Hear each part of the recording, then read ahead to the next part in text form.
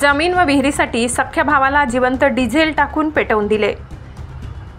जमिनी आणि विहिरीच्या वादातून सख्खा भाऊ व 2 पुतण्यांनी वृद्धाला जिवंत जाळले। धक्कादायक घटना मंगळवारी सकाळी नाशिकच्या निफाड तालुक्यातील सारोळे थडी या गावात घडल्याने खळबळ उडाली आहे। यामध्ये वृद्ध कचेश्वर महादू नागरे हे 95% भाजल्याने उपचारादरम्यान रात्री मृत्यू झाला।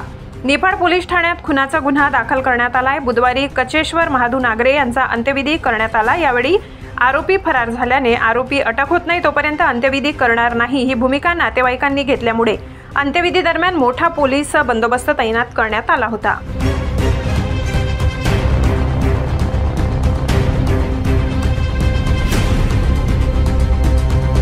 महाराष्ट्र माझा न्यूजसाठी निफाड तालुका प्रतिनिधी राजेश भडांगे।